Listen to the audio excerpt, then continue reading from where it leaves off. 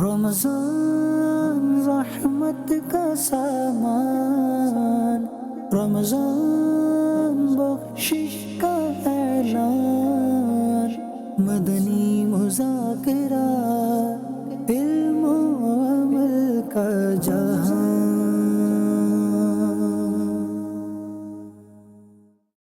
الحمدللہ رب العالمین والصلاة والسلام علی خاتم النبیین اما بعد فاعوذ باللہ من الشیطان الرجیم بسم اللہ الرحمن الرحیم الصلاة والسلام علیک یا رسول اللہ وعلی آلک واصحابک یا حبیب اللہ الصلاة والسلام علیک یا نبی اللہ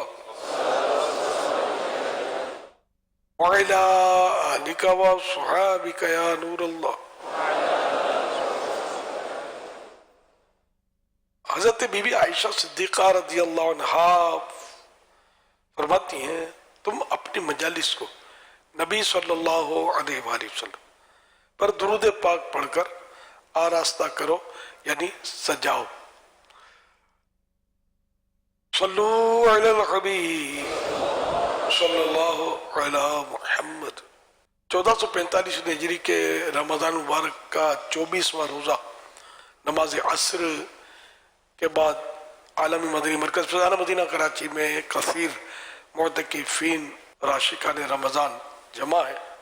اب سوالات کیجیے، ہر سوال کا جواب وہ بھی بالصواب یعنی درست دے پاؤں یہ ضروری نہیں، بن پڑا تو عرض کرنے کی کوشش کی جائے گی، بھول کر تب پائیں فوراً میری اصلاح فرمائیں، بھول ہونے کی صورت میں انشاءاللہ الکریم قبول کرتا پائیں گے۔ صلو علی الحبیب صلی اللہ علیہ محمد۔ امیر اہل سنت عمر برکاتہ عالیہ کی بارگاہ میں یہ سوال عرض ہے کہ جیسے یہ سنا ہے کہ نماز کے دوران سجدے کی حالت میں زمین کی سختی محسوس ہونا ضروری ہے، تو آج کل اکثر مساجد میں بلکہ عام ہو گیا ہے کہ پہلے تو فوم کے بچھائے جاتے ہیں 6-8 mm کے گدے، اور اس کے اوپر پھر کارپیٹ بچھایا جاتا ہے، اور پھر ائمہ کرام کے لیے تو خاص طور پہ موٹے موٹے جو ہے نا جائے نماز بھی ہوتے ہیں، تو آیا کہ ان صورت میں کیا نماز ہو جائے گی؟ اگر پیشانی کو جمائیں گے نا سختی سے، کہ زمین کی سختی محسوس ہو تو نماز ہو جائے گی۔ جیسے پلنگ کا گدا ہے، جبکہ اس میں پیشانی دبانے سے دبتا ہے وہ، اور دبنے کے بعد جمپ نہیں کرتا، جیسے اسپرنگ جمپ کرتی ہے، اسپرنگ دار گدے پر نماز نہیں ہوتی۔ تو ویسے عام گدڑی گدا جو ہے اس میں بہرحال خشوع و خضوع تو آنے کی کوئی امید نظر نہیں آتی کہ دل جمی، لیکن یہ سجدہ ممکن ہے۔ تو یہ جو مسلح بچھا دیتے ہیں نا کارپیٹ کے موٹے موٹے، وہ سخت ہوتے ہیں، آپ دباؤ گے تو کچھ دب جائیں گے، اس کے بعد تو دبنے کی گنجائش بھی ان میں نہیں رہتی۔ ہاں فوم ہوتا نا وہ دب جاتا ہے زیادہ۔ تو اگر زمین پر پیشانی اس طرح جم گئی کہ اسی کی سختی میں وہی زمین کہلائے گی کہ زمین کی سختی کی وجہ سے یہ ٹھہر گیا بالکل، اب آگے اس کو دبانے کی گنجائش ہی نہیں ہے، تو ایسی صورت میں سجدہ ہو جائے گا۔ ناک کی ہڈی بھی دبنی چاہیے، تو اس سے ہڈی لگ جائے گی تو یہ واجب بھی ادا ہو جائے گا۔ 10 انگلیاں دونوں پاؤں کی موڑ کر قبلہ رو ہو جائیں، اس کا بھی اہتمام کر رہا ہے۔ اس کا پیٹ زمین پہ، جو چلتے ہوئے زمین پہ حصہ لگتا ہے نا تو وہ انگلیوں کا پیٹ ہے، اور چھوٹی انگلی بعضوں کا تو نکل جاتی ہے، تجربہ نہیں ہوگا یا توجہ نہیں رہتی، تجربہ ہو لیکن توجہ نہیں ہوتی، تو چھوٹی انگلی قبلہ رو نہیں بنتی، اور چھوٹی ہوتی ہے نہیں، پھسل کر نکل جاتی، تو اس کو آپ کو چھوٹی کی طرف بھی تھوڑا توجہ دینی ہوگی۔ اور اسی طرح انگوٹھا بھی بعض ہوگا تو وہ تھوڑا ترچھا ہو جاتا ہے تو صحیح لگتا نہیں ہے۔ تو یہ ایک دوسرے کو پریکٹیکل کر کے دکھا کر سیکھنے سے انشاءاللہ یہ سجدہ، امید ہے کہ ظاہری سجدہ جو یہ کرنے کی ترکیب تو سیکھنے کی بن سکتی ہے۔ اور بھی پوری نماز جو ہے، یہ نماز کے احکام میں دیکھیں، رکوع میں کس طرح پیٹ رکھنی ہے، سر، گردن، پیٹھ سب ایک سیدھ میں ہو، ایک لیول میں، اور گھٹنے مضبوطی سے پکڑ لیں، یہ مردوں کا طریقہ بتا رہا ہوں، گھٹنے مضبوطی سے پکڑ لیں، تو اس طرح یعنی مطلب پکڑ لیں، مضبوطی کا لفظ نہیں غالباً، پکڑ لیں اس کو۔ تو اس طرح جب ترکیب کریں گے کینچی بھی نہیں بنے گی کونیوں میں دونوں، تو پھر اس طرح، اور یہ پاؤں بھی ٹیڑھے ترچھے نہیں رہیں گے، اسٹریٹ رہیں گے نا، تو انشاءاللہ یہ رکوع بھی پراپر بن جائے گا، کمر بھی سیدھی ہو جائے گی۔ اگر ایک جگہ سے بھی کہیں سے خم آ گیا نا تو پھر وہ رکوع طریقہ کار کے مطابق جو میں عرض کر رہا ہوں اس کے مطابق نہیں بنے گا۔ اب یہ رکوع میں جو میں نے طریقہ بتایا اس میں فرض بھی آ گیا، سنت بھی آ گیا، مستحبات جو ہوتے ہیں یہ سب مطلب یہ پراپر یعنی طریقہ جو ہے یہ آ گیا۔ تو یہ ایک دوسرے کو آپ پریکٹس کروائیں گے نا، ایک دوسرے کی چیک کریں گے تو شاید یہ کہ اس میں آپ کو فائدہ ہوگا، ورنہ خود اپنے طور پر تو بندہ مطمئن ہو جاتا ہے کہ صحیح تو ہے۔ بولنا کس نے، بولنے کا اتنا رجحان نہیں ہے کہ کوئی دوسرے کو سمجھائے، یہ بھی ایک دکھ کی بات ہے۔ یہاں مطلب ہے کہ اپنی اسی ترکیب ہے کہ سمجھانے سے غصہ نہیں کرے گا اگلا، لڑائی نہیں کرے گا، بحث نہیں کرے گا، تو وہ سمجھا دیا جائے۔ بعض ہوتے ہیں عجیب و غریب ذہن کے ہوتے ہیں، وہ نہیں ان کو سمجھانا واقعی وہ گلے پڑ جاتے ہیں، تو ہر ایک تو ایسا نہیں ہوتا نا۔ صلو علی الحبیب صلی اللہ علی محمد۔ عرفان اتاری برے والا سے، ماشاءاللہ آج صبح نگران شورا حاجی عمران اتاری کے کہے پر میں نے بھی لبیک کہا اور فوراً ایک مٹھی داڑھی کی نیت کی۔ اللہ تعالیٰ میرے اس عمل کو قبول کرے۔ میرے اہل سنت سے عرض ہے میرے لیے اور میرے والدین کے لیے مغفرت کی دعا کر دیں۔ یغفر اللہ لنا ولکم ولہما بغیر حساب۔ ماشاءاللہ آپ کو بہت بہت مبارک ہو۔ اب آگے پیچھے یعنی پیچھے نہیں ہٹنا ہے، آگے ہی رہنا ہے انشاءاللہ۔ مبارک آپ کو بھی۔ یہ عمران، عالم کو عالم، محسن کو محسن، مرشد کو مرشد، یہ بعض معنی الٹے ہو جاتے ہیں کہ عمران کا عمران سے معنی کا تو پتہ نہیں ہے مجھے، لیکن یہ کہ عالم کو عالم بولیں گے تو فرق تو پڑ گیا۔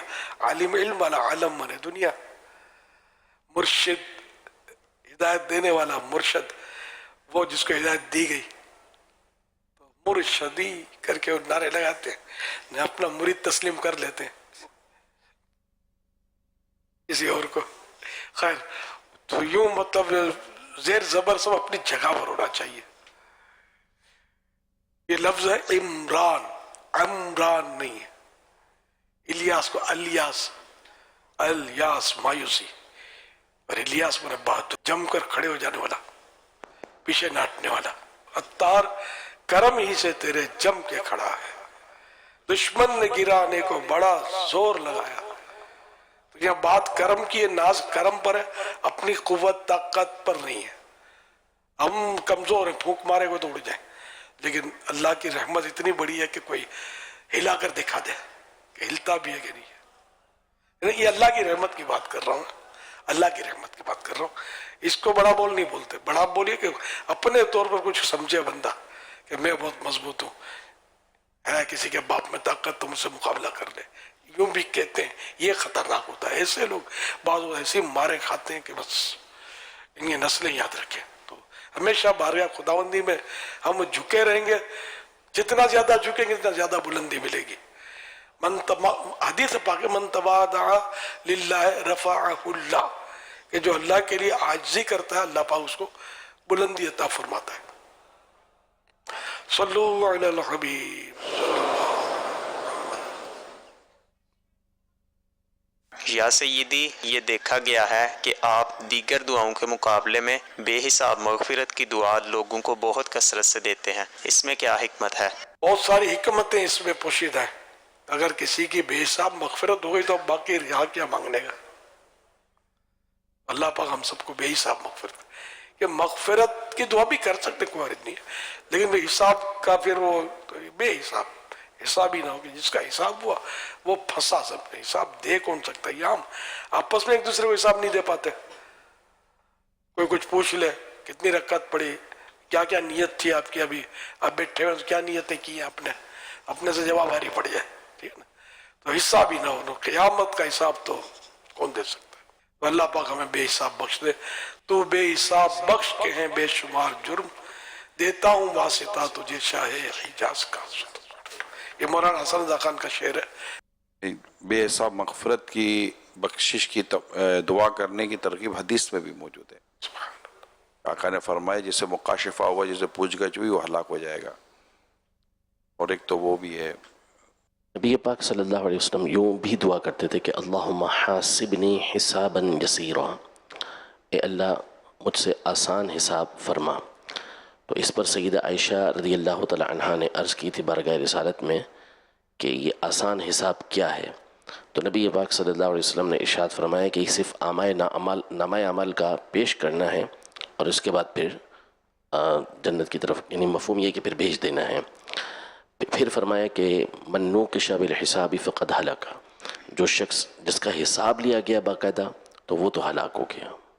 بخش بے پوچھے لجائے کو لجانا کیا ہے، صدقہ پیارے کی حیا کا کہ نہ لے مجھ سے حساب، بخش بے پوچھے لجائے کو لجانا کیا ہے۔ یہ اعلیٰ حضرت کا شعر ہے کہ یا اللہ مجھے بے حساب بخش دے، بے پوچھے بخش دے۔ ویسے میں شرمندہ ہوں اپنے کیے پر، گناہوں پر شرمندہ ہوں، اب مزید ایک شرمندہ کو کیا شرمندہ کرنا تھا، بے حساب جانے تھے۔ یہ اللہ کے ولی کہہ رہے ہیں، نیک بندے تو ہمارا کیا حال ہوا۔ صلو علی الحبیب صلی اللہ علیہ محمد۔ سب لوگوں میں ایک بات مشہور ہے، جمعۃ الوداع والے دن 2 رکعت نماز نفل پڑھے جائے تو تمام قضا نمازیں ادا ہو جاتی ہے۔ پلیز اس کے بارے میں ارشاد فرما دیجیے۔ یہ بہت بڑی غلط فہمی ہے، افواہ ہے، یہ بہت پرانی افواہ، کوئی سازش کے تحت پر چلی ہے۔ یہ کیا ہے کہ لوگوں کو نمازوں سے دور کرنے والی بات ہے، پتہ نہیں کیا ہے۔ تو جمعے کی جمعۃ الوداع کو بس فارغ ہو جاؤ، ساری زندگی کی نمازوں سے 2 رکعت پڑھ لو، ایسا کچھ بھی نہیں ہے۔ سال میں کوئی ایسا دن آتا ہے کہ جتنا بھی آپ نے قرضہ لیا سب معاف ہو جائے؟ نہیں ہوتا نا، ایک ایک پائی دینی پڑے گی جس کا قرض آپ نے لیا ہے۔ تو جو بھی فرائض ہیں اللہ پاک کی طرف سے عائد قرضہ، یہ بھی ایک طرح سے ہم پر سمجھو قرضہ، یہ ادا کیے بغیر چارہ ہی نہیں ہے۔ ہاں جو تاخیر کی اس کی توبہ کرنی ہے، وہ الگ بات ہے کہ جمعۃ الوداع کو 2 یا 4 نفلیں پڑھ کر اللہ پاک کی بارگاہ میں تاخیر جو ہو گئی قضا کی اس کی توبہ کرے کہ یا اللہ میں عہد کرتا ہوں کہ اب ساری قضا ادا کروں گا، جو گناہ ہو گیا نا وہ معاف کر دے۔ اس طرح کی صورت تو مفتی احمد یار خان صاحب نے لکھی ہے، یہی کہ تاخیر کی توبہ، لیکن یہ نہیں کہ یہ رکعتیں ساری معاف ہو گئی، معاذ اللہ۔ اس لیے وہ نمازیں تو پوری ہی پڑھنی ہوں گی۔ یہ ارشاد فرمائیے کہ یہ جو گرافکس ڈیزائنر کا ڈیجیٹل تصاویر بنا کر دینا کیسا؟ جائز تصویریں بنا سکتا ہے۔ ویڈیو ایڈیٹر کا میوزک والی ویڈیو ایڈٹ کرنا کیسا؟ جائز نہیں ہے۔ عورت کی ویڈیو کا مرد شوٹ کرے یا اس کا ایڈٹ کرے تو یہ کرنا کیسا؟ جائز نہیں۔ فیک فالوورز خریدے جاتے ہیں، ایسا کرنا کیسا؟ جائز نہیں، یہ تو دھوکہ ہے۔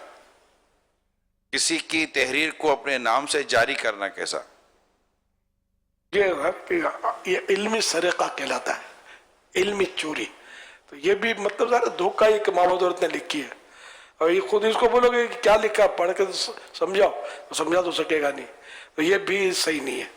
یعنی کسی کی تحریر کو یہ کہنا کہ میری تحریر ہے، ذرا جھوٹ ہے نا یہ۔ آج کل فراڈ کرنے والے مختلف لوگوں کے فیک وائس ایپ اور فیس بک اکاؤنٹ بنا کر پیسوں کا تقاضا کرتے ہیں اور کچھ لوگ پہچان نہیں پاتے اور پیسے بھیج دیتے ہیں۔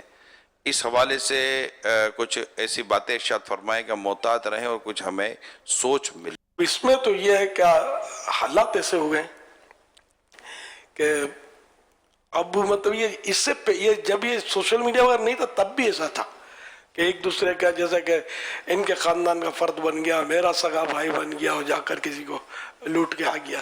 تو یہ مطلب پرانے طریقے ہی ہیں۔ تو یہاں بھی کیا کرتا ہے، ابھی مجھے 1-2 دن پہلے عیسائی بھائی نے بتایا کہ ایک عیسائی بھائی ہے، یوں اچھے عیسائی بھائی ہے، مبلغ ہے، ذمہ دار ہے، رات کو 3:30 بجے گھنٹی بجی اور میرے کو دیکھا تو پیغام تھا کہ میں فلاں جگہ پھنسا ہوا ایئرپورٹ پہ، مجھے فوری طور پر 20,000 روپے کی ضرورت ہے تاکہ میں ایئرپورٹ سے نکلوں۔ اب وہ بالکل اپنا عیسائی بھائی، تو انہوں نے خیر وہ سمجھدار تھے, انہوں نے معلومات کی, اسی سے رابطہ کیا کہ واقعی تم کو 20,000 روپے کی ضرورت ہے, اکاؤنٹ میں ڈلوا دو مطلب تاکہ میں نکل آؤں میرے. تو اس نے بتا نہیں بھائی فیک ہے یہ تو یوں مطلب کر رہے ہیں کہ بالکل یعنی آپ کا سگا بھائی بن کر, قریبی دوست یا جاننے والا یا مظلوم بن کر وہ آپ کو پیغام دیں گے, ٹیکسٹ میسج کہ میں مصیبت میں ہوں اس وقت, میری ماں سخت بیمار ہو گئی ہے, جان پر بن گئی ہے وغیرہ وغیرہ, فوری ضرورت ہے کہ آپ ٹرانسفر کروا دیں تاکہ میری جان بچے یا میری یہ مشکل آسان ہو جائے, بہت بڑی مصیبت میں ہوں. تو اس طرح جھوٹ سچ کر کے یہ اس طرح لفظ سچ تو یہ بولا جاتا ہے جیسے برا بھلا, بھلا کہاں بولتے برا ہی بول رہے ہوتے ہیں. تو یہ جھوٹی باتیں کر کے دھوکہ دے کر تو یہ حرام اور جہنم میں لے جانے والے کام ہیں. یہ مسلمانوں کے انداز نہیں ہونے چاہیے. اور کبھی بھی اس طرح کوئی پیغام آئے تو آپ چھان پھٹک کر دیا کریں اس کی, اور مطمئن ہونے کے بعد ہی آگے بڑھیں.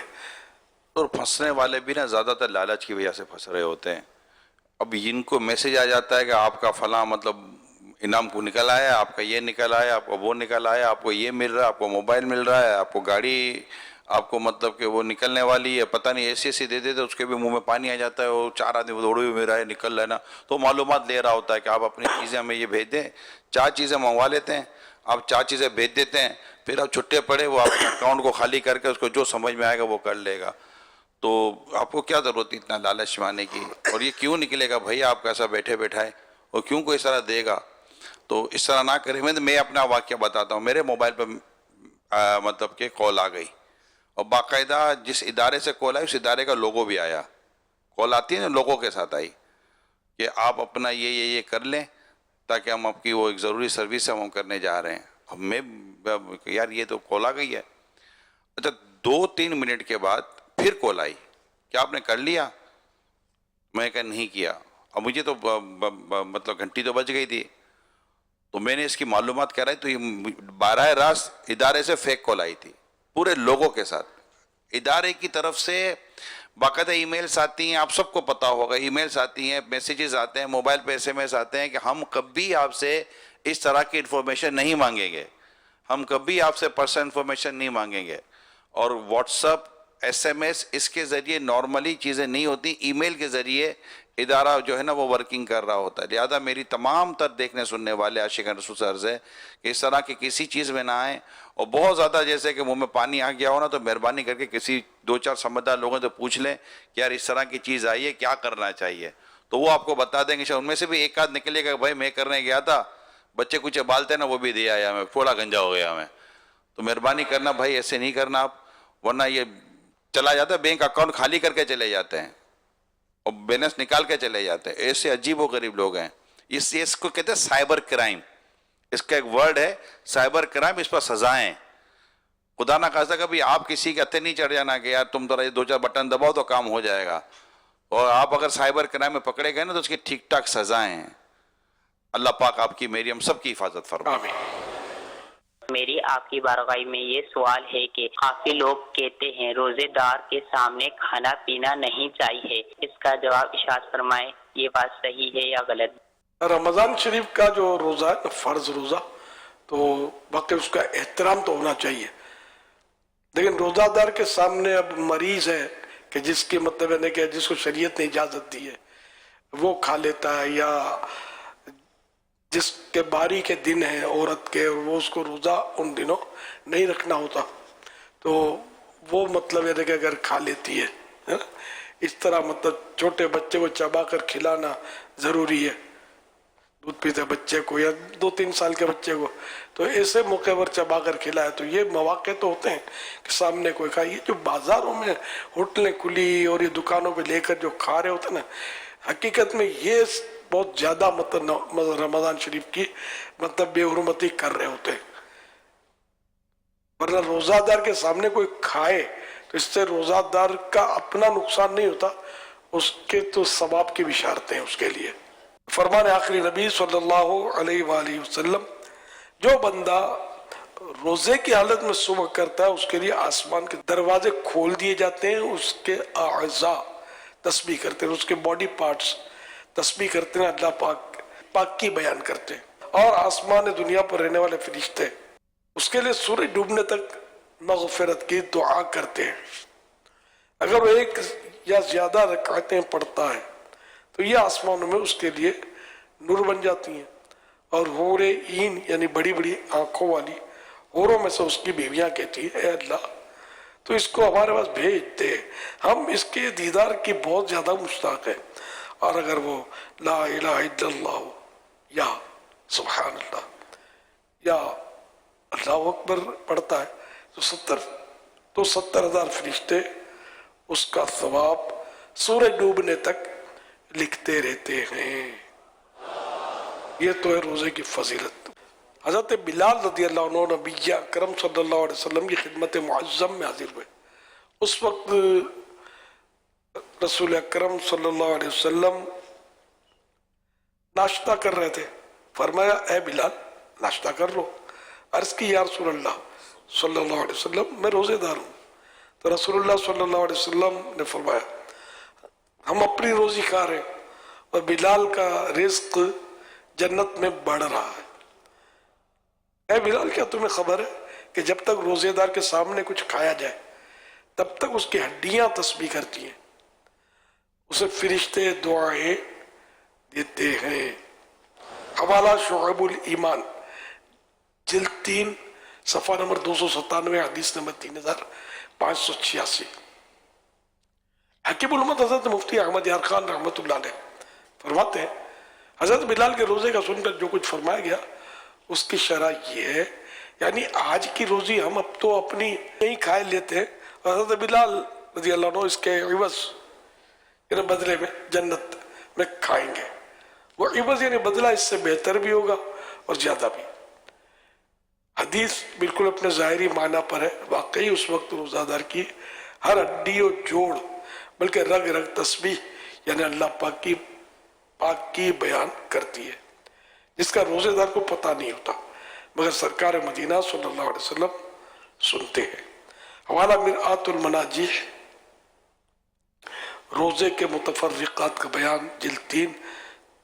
तो अब ये यूं लगता है कि किसी नफल रोजे का तस्करा है, क्योंकि सरकार सल्लल्लाहु अलैहि वसल्लम रमजान शरीफ में तो अंडरस्टूड है दिन को नहीं खा सकते।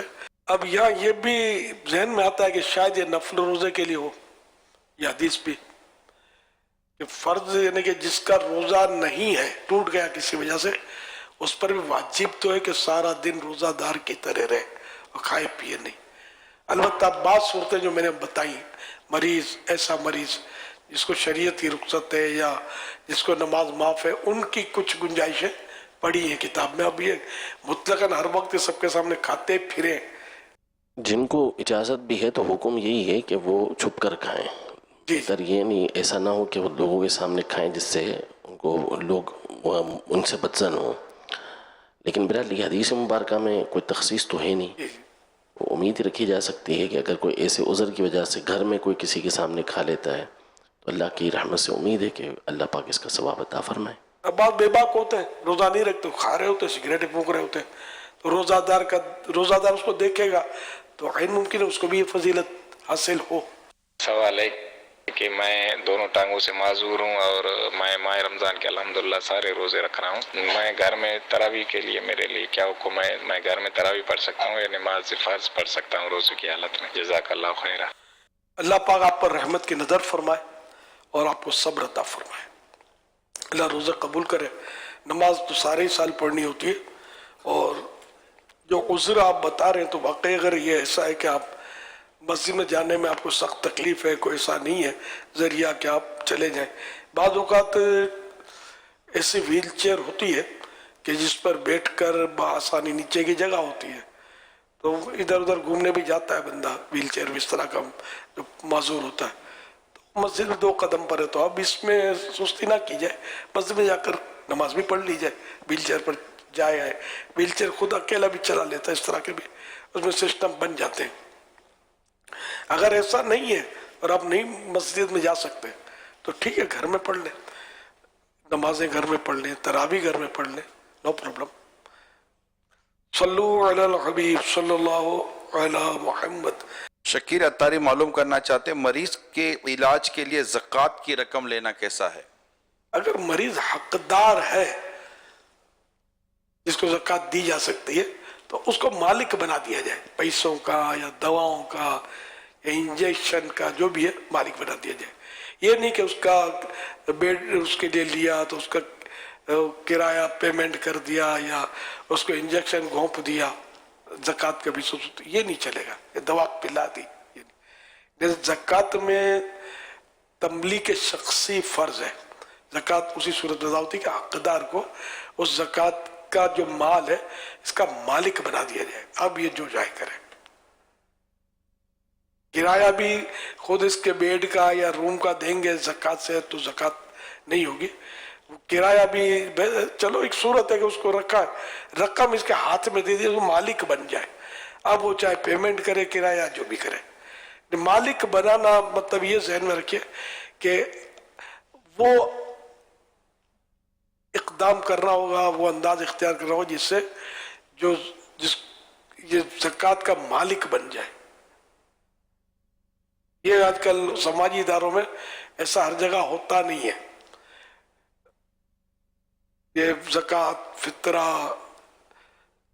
بیاج، نیاج سب آنے دو، سود، یہ سب مکس کر کے یہ چلا رہے ہوتے ہیں. یہ آخرت کا بڑا نقصان ہے، بڑا نقصان ہے.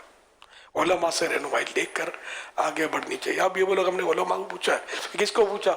مسجد کے امام صاحب کو پوچھا تھا. اب مسجد کا امام، ہر امام مفتی تو ہوتا نہیں ہے، یا کسی داڑھی والے کو پوچھ لیا.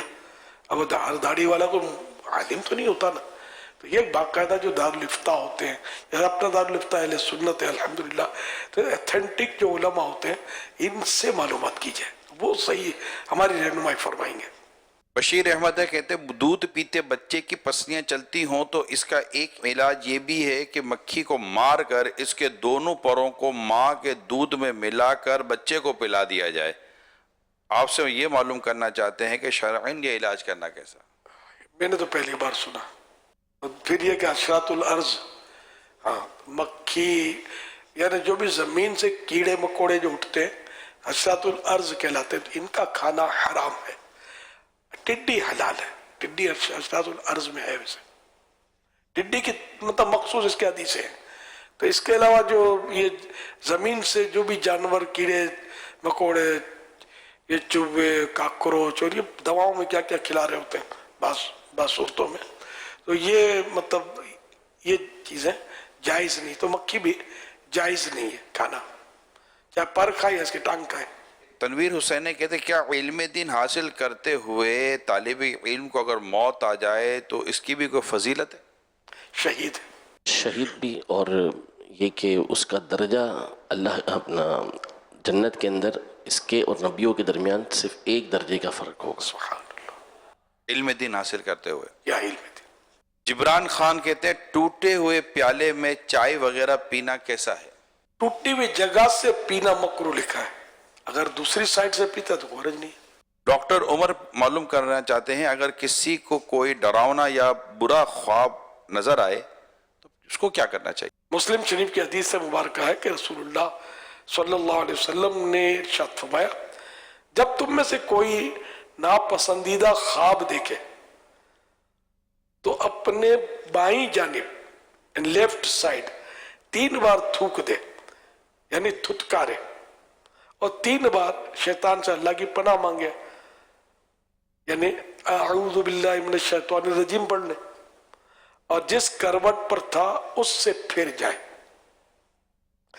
یعنی تھتکارنا ہے 3 مرتبہ جب کوئی ناپسندیدہ خواب آ جائے، برا خواب آ جائے، ڈراؤنا خواب آ جائے، ناپسندیدہ، تو تھتکارنا اپنی لیفٹ سائڈ ہے 3 بار. تھوک نکالنا نہیں، کسی پر تھوک پڑ جائے، چیزیں خراب ہوں تو تھوک تھوک تھوک.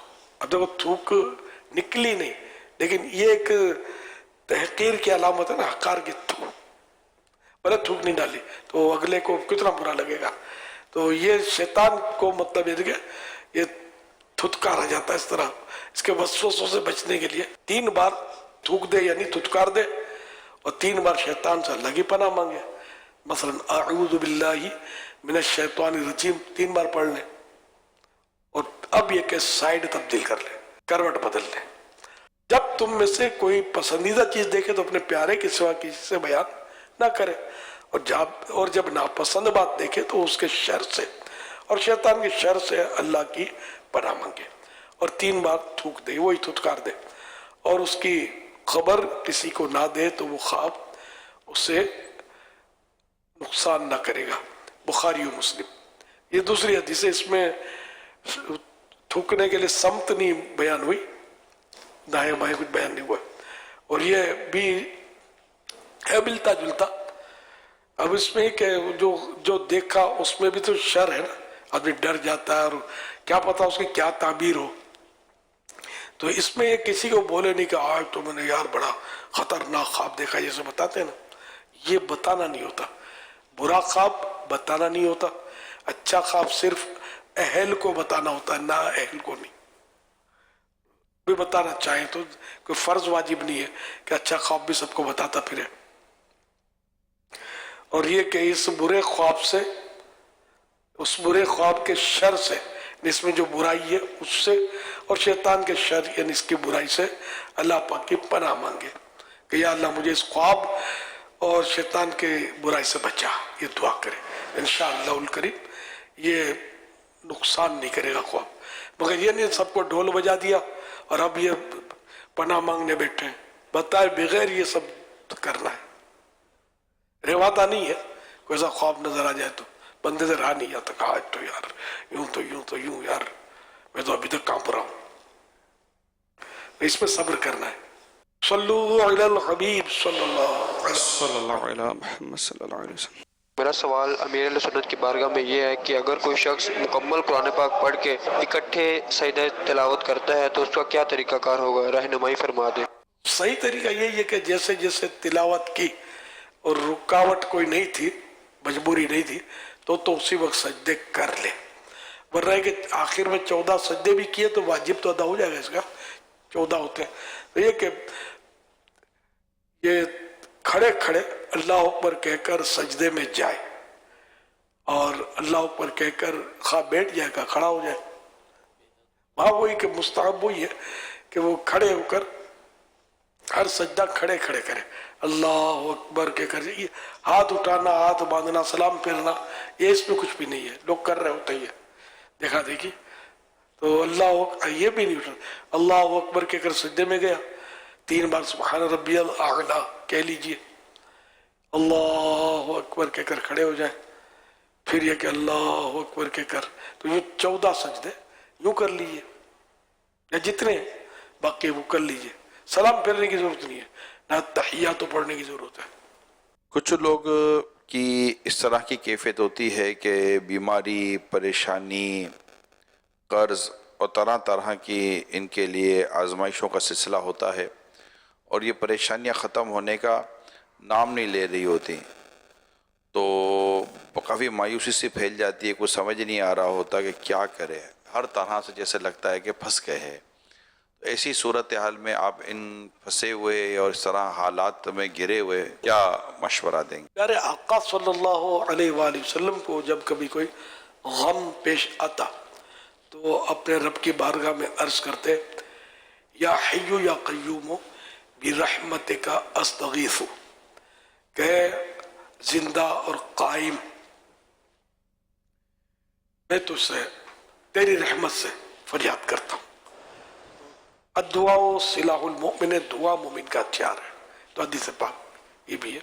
تو اس طرح مطلب ہم لوگ دعا میں اگر توجہ کریں، دعا میں کوشش کریں، تو جو بھی کرنا ہو تو رب نہیں کرنا ہے، ہم لاکھ ہی جو بھی مطلب ہیلے کریں، علاج کریں، بندہ دم توڑ ہی دیتا ہے نا، بچانا ہے تو رب نے بغیر دوا کے وہ شفا عطا فرما دیتا ہے، وہ دوا کا محتاج تو نہیں ہے۔